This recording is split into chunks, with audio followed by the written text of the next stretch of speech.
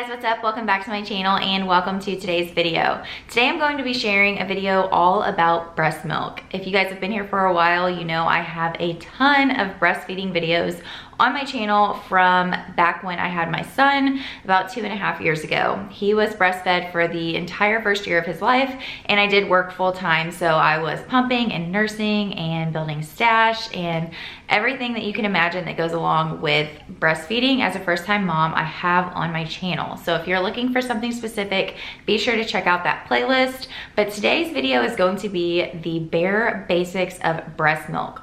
I have made several videos and I feel like I always get a lot of questions about storage, how to store or storage times within the refrigerator or the freezer, also thawing breast milk, and just overall the basics of breast milk. That's what we're gonna break down today, and I hope that this video is super helpful. When I had my son in the beginning and I first started to pump and store breast milk, I had so many questions, and thankfully for me, my hospital actually sent me home with this little book. It's called Baby News, and it has so much great content inside of it that any questions I had, I could basically refer to this book. And one of the biggest questions and concerns that I had was about breast milk storage. How long could it be at room temperature? How long could it be in the refrigerator, the freezer, the whole 9 yards? And this book literally gave me an entire chart that broke that down from A to Z. So I'm gonna share that with you guys today. If you're looking for quick information on storage of your breast milk, this should be very helpful to you. As soon as you have freshly pumped breast milk, that is good at room temperature for 6 to 8 hours. After that, you need to either put it in the refrigerator or store it away somewhere. So once it gets into the refrigerator, it is good for up to 5 days. You need to make sure that it is pushed to the back of the refrigerator so it stays the coldest. You have to remember you're going to be opening your doors quite frequently, and you want to make sure that it's not warming up with the doors opening. So keep it pushed to the back of the refrigerator. Once you've moved the breast milk to your freezer, and this is a freezer that is attached to your refrigerator. So this is not a separate freezer only. This is one that is attached to your refrigerator. It is good for 3 to 6 months. I feel like this is the biggest question that I get is how long is my breast milk good in the freezer? And so many people have different ideas of it's good for 3 months or 6 months, but there is that range. And once again, you do need to make sure that it is pushed to the very back of your freezer so that it stays cold and it's not thawing out when you're opening and closing the doors. Next is a deep freeze, and this is where I personally store my breast milk. If you have a separate freezer that is separated from your refrigerator, then your breast milk could be good for 6 to 12 months. So I use the rule that it's good for the full 12 months as long as I'm following all of the rules. There's no reason why the milk shouldn't be good for 12 months. So if you're storing in a deep freezer, separate from your refrigerator, 6 to 12 months. Once you have pumped breast milk and you have put it in the refrigerator, if you are moving it from the refrigerator to the freezer, then you need to do that within 48 hours. And then if you are leaving it in the refrigerator, like I said, freshly pumped in the refrigerator, if you're going to be feeding that to your baby, that can be good for up to 5 days. But if you're going to be bagging it up and putting it in your freezer, then make sure you do that within 48 hours. Next is unthawed milk. So if you take a bag of frozen milk and you move it to the refrigerator, once that milk is completely thawed out, so it's not frozen anymore, as long as it has been in the refrigerator, it is good for 24 hours.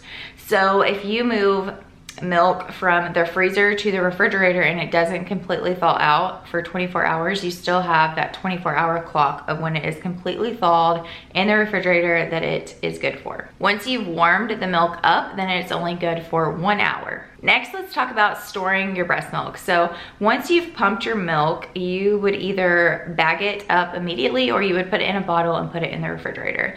I personally put mine in a bottle and I put it in the refrigerator, and I wait just a couple of days to collect a good amount of breast milk, and then I will bag it all up together at the same time. It's just like a process for me, and that's what I prefer to do. So if you are going to be putting it in bottles in the refrigerator and bagging it at a later date, then there are definitely some very important things that you need to remember. The first thing is you never want to mix milks at different temperatures. So never mix your freshly pumped warm milk with refrigerated milk. You would want to put those in 2 separate bottles in the refrigerator, get them to the same temperature, and then mix them together. Once you do go to mix those bottles together, you're going to want to gently swirl the bottle that has been sitting in the refrigerator for quite some time in order to mix the hind milk and the fore milk. Once you combine that and mix that together, then you can evenly distribute them into the bottles however you would like to store them. When I first started storing breast milk, I started out at 3-ounce bags, and then I slowly move up and I get to 5-ounce bags is what I store. I did end up storing 6-ounce bags with my son towards the end of our breastfeeding because that's what he was taking. Currently my daughter, she's 5 months old, and I'm storing away bags in 5 ounces, but I have several of 3-ounce bags from the very beginning. So you would just need to pick your preference on how you would like to store your breast milk, what's going to be easiest for you as far as ounces and making bottles. It's so hard to know with a breastfed baby how much they are actually drinking and how much you need to store. But I would do 3 ounces starting off and then slowly build your way up. And then obviously you can make several bags of just like 1 ounces in case you need to add an ounce to a previous bag. Something else you need to pay close attention to when you are storing away your breast milk is how you are measuring it. You need to be consistent with how you measure your milk. A lot of people have found that using the actual measurements on the bags, on the breast milk storage bags, isn't as accurate as if you were to use a bottle. So for me, I always measure out the milk in a Medela bottle before I put it into the bag. That way I know that I am being consistent every single time and I'm not guessing if the bag is correct or not. So I will always measure it on my bottle first and then pour it into my bag. You need to be very careful when you pour it into your bag. Make sure you don't get any of the breast milk stored within the part that seals. That way you don't have like old milk outside of the bag that will contaminate with your good milk once you heat it up and dump it into your bottle. Also, make sure you get out all of the air bubbles out of the bag to just help with preserving your milk and keeping it well stored. Next is labeling the bag. So make sure you always use the oldest date and time that you have when you store your breast milk. So if you are combining 2 different days worth of milk, you need to make sure that you put the date from the oldest milk on the bag. That way you know the correct expiration date. I personally don't disclose the times on my bags just because I do mix from days. So I just use a date and I know I'm gonna get through it before it was to expire. So that is personal preference to you as well if you would like to actually put the time on that, but I do just the date. Another quick tip is if you are pumping and you are going to be pumping frequently, store your pumping parts in a Ziploc bag and put them in the refrigerator between pumping sessions for the day.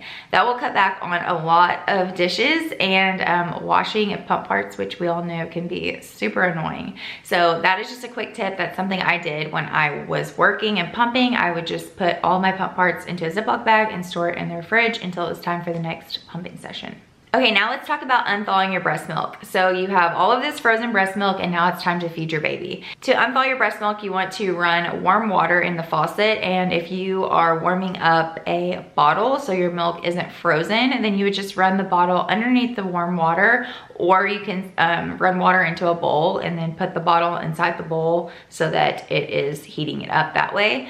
And then also the exact same thing, if you have frozen breast milk, just run it under warm water. You don't want it to be scalding hot, but warm water. And you can also run warm water into a bowl and set it in the bowl like that as well. That's personally what I do. You never, ever, ever want to heat up breast milk in a microwave or on the stove because that can destroy the nutrients within your breast milk, and it can also cause hot spots which can burn the baby's mouth. So make sure you're doing it slow and you're just getting it up to room temperature or just a little bit warmer, like it's fresh from the tap. Like I mentioned earlier, there are 2 components of your breast milk. There is fore milk and hind milk. And fore milk is that watery milk that comes out in the very beginning of the feed. And the hind milk is the thicker milk that comes out towards the end of the feeding. You can clearly see the difference between the 2 milks whenever you have had milk sitting in the fridge for a day or 2. You can see the separation start to occur between hind milk and fore milk. I will insert a clip here just so you can see exactly what I'm talking about. The hind milk rises to the top and it is usually like the thick layer of substance at the top of it, and then the watery fore milk at the bottom. So the hind milk is going to have a higher fat content in it than the fore milk, and like I said, that is usually going to be at the end of the feed. And then going along with that, I do have one other product I want to mention to you guys. I think this is really, really cool. So I've recently started using these breast milk test strips by One Earth Health. And these are really cool because they are going to test the nutrients within your breast milk. So these test strips test for proteins, zinc, and calcium. And most of the time the levels are completely normal, but it is something really nice to have because especially for me, I was concerned with Collins getting the nutrients that she needs because I don't eat fruits or vegetables, and if you've been here for a long time, then you know that.